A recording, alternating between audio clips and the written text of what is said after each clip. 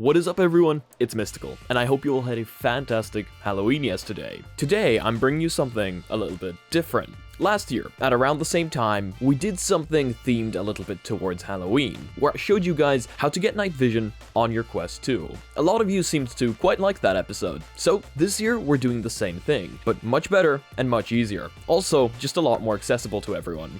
So, as usual, if you like this one, slap that red button down below, and let's get right into it. So, it's fair to say a lot of things have changed throughout the year, and multiple different products have come out to let you do this. In case you don't know, the Quest can see IR light, meaning if you're playing in the dark, you can use an IR emitter or something that emits IR light somewhere in like the side of your room or something to illuminate the Quest and allow it to see basically in complete darkness. IR light is something humans can't see, so the room will appear completely dark to everyone else, but the Quest will be able to see. And we've proved this to work quite well, again, last year, even walking around the house and being able to do stupid things. But as I said in the beginning, technology has moved on, and now we've got these tiny little devices that you can plug directly into your Quest to give yourself night vision.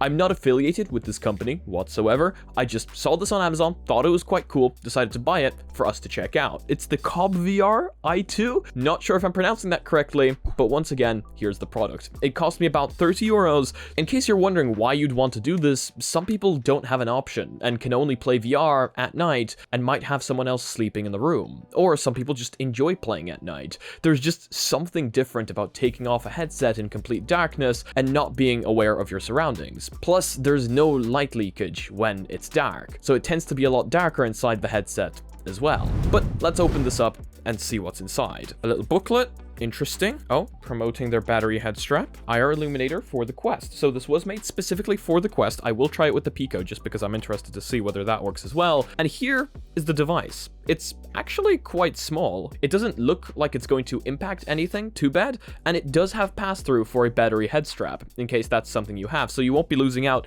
on power. Then in here, we have what seems to be a Type-C to Type-C adapter. I've never seen this in my life. Why would you need this? So this is for if you want to plug it into a power bank or a power brick. So that's one way of doing it. I guess it must be a little bit more powerful than I originally anticipated to be able to power something from a power bank. And then you've got a Type-C to USB adapter as well, in case your power brick or power adapter doesn't have Type-C, I guess. You just kind of plug these two together then, and you've got essentially a teeny tiny little USB Type-C cable. Okay, well, that's quite simple. But honestly, for the price, you get quite a bit more than I expected. The device itself, again, quite simple, just plugs into the side of the Quest, has a button to turn it on and off, and pass through for Type-C power. Now, I know there's people here that want me to do the completely reasonable thing and test this out with games like Beat Saber and how it works here in this room, which is, again, perfectly reasonable. But on this channel, that's not what we're known for. We're not known for doing reasonable things. And while we will do all that in a little bit, I know that there's also that group of you that want to know how this works outdoors.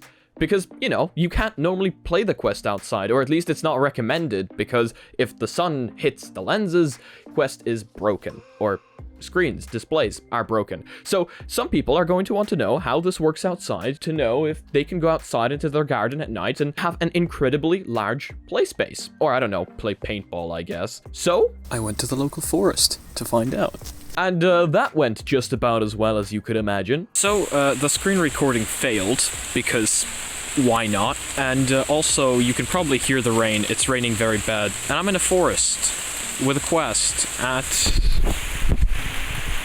31 minutes past midnight. I'm gonna stay here for the foreseeable future. But before everything did go downhill, and before my phone screen recording crashed and it started raining, it actually worked really, really well. Like, I could actually see this being a noctivisor. Is that a word in English? It's noctivisor in Polish. I can actually see this thing being used as night vision goggles in like paintball or hide and seek outside, in nice weather, of course, because it worked really, really well. Now, this little thing does have two two light options, a normal power mode and a higher power mode. So clicking the button switches between those two. And as you can see in my night vision camera, which I have set up, it does get really, really powerful. So I had high hopes for playing this outside, and it worked. As you can see in the video, everything was perfectly visible. The quest wanted me to create a guardian boundary and everything, but of course I had to run. It did work really, really well, especially on the higher power option. The quest seems to have no issue in retrieving the data of the room around me, even though it was a forest, not a room. And it, like, seriously, I can navigate through the forest. I don't think the recording gives it justice, because for some reason I could see a lot better inside the headset than it looks on the recording. Like, not a lot better, don't get me wrong, it's just a lot clearer than it is on the recording, so I assume that was a bitrate problem. But yeah, I mean, I think it's a pretty cool, I'm not gonna call it a gimmick, it's a pretty cool idea, you know, hide and seek in the dark with your quest, like night vision goggles, that's pretty cool. Anyway, let's move on to what I think a lot of you are here for. Can you actually play this thing indoors at night while someone else in your house is sleeping, or if you just genuinely want to play in the dark? The answer is a massive yes. I mean, if it worked outside, it's obviously going to work inside. But of course, I had to do some tests. So I hopped into Beat Saber because it's one of the fastest moving games that I own. And I wanted to see whether the controllers are going to have any issues tracking with that amount of IR light blasting directly at them. Since, as you probably know, the Quest controllers are also tracked using IR lights. And the answer is no. It had absolutely no issue whatsoever. So completely ignoring my terrible Beat Saber skills, as you can see in the video going above me, we had no issues with tracking. It tracked perfectly. And if I turn off the IR blaster mounted to the Quest, you can clearly see that it is incredibly dark in the room without it. And once again, above us, we have that IR camera recording. So what can I say? It's a really fun little device for you to play around with. It honestly unlocks a lot more possibilities. I mean, if someone created a horror game, yes, you could already play it with the Quest pass-through because it's black and white, but if somebody created an AR horror game, which a few of them do already exist, that's meant to be played at nighttime, I feel like this would definitely add to it, because if you got scared and you whipped up the headset, you would no longer feel safe, as it would be complete pitch darkness and you wouldn't be able to see if something is actually coming at you. I know that that sounds terrible, and then you think about it more and you realize that I probably wouldn't play it because I am very scared of horror games. But I do think it sounds like a pretty damn good idea. So for those of you that feel the need to play at nighttime, or maybe need to play at nighttime, don't necessarily feel, or I don't know, you don't want light leakage, I'm actually going to go ahead and recommend this little device. I know it's not the cheapest thing ever, and I believe that the IR blaster we bought last time was actually cheaper, but the thing is, this seems just a better option than mounting a massive IR blaster to the side of your room. I feel like because this is more versatile, you can bring it along with you to like a friend's house or whatever, and because you can play at night, I mean, I'm not sure whether you guys know this, but I actually tend to play a bowling in my back garden in the Quest. Playing at nighttime would give me some really weird looks from my neighbors. Turn this thing on at nighttime, and the entire garden is mine. Whether I want to play Beat Saber, I now have a larger play space, except we can only play at nighttime. I do actually want to try it out with the Pico. The Pico is a device I've been using quite a bit more lately, especially since I'm doing the review on it, and I want to know whether it can also see IR light. Judging by the fact that the controllers are tracked by IR light, I'm gonna guess the answer is probably yes. But I want to know how well.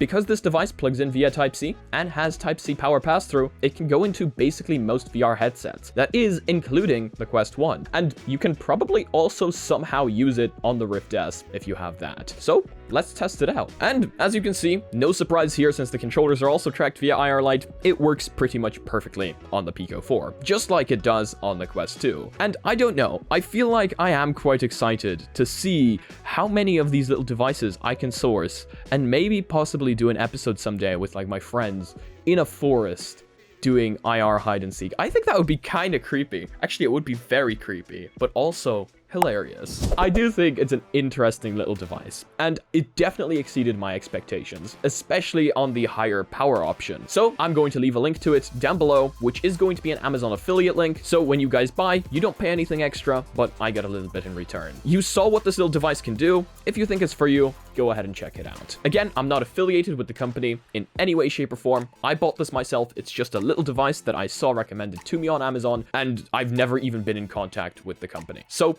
that's that. Thank you so much for joining me today. I know today's episode was a little bit different, but honestly, I do enjoy doing episodes like this. It's something else, and I don't know how many people have done this on the internet going into the forest with an IR blaster. And while I am absolutely destroyed tonight from staying there for way too long waiting for the rain to stop, it was all worth it if you ask me. So if you guys like this one, please do leave a like. If you disliked it, I guess this button works too, but let me know why down in the comment section below. If you guys are not yet part of our community, check out our Discord down below, check out our Reddit, where I want to see you posting your spicy memes. If you're interested, this is our merch. It's the Halloween edition. It's going to be up there for a little while longer, so links to this are also down below. Thank you so much to all the Patreons supporting this channel. You guys help me out a ton, help me pay my bills, and make this content better.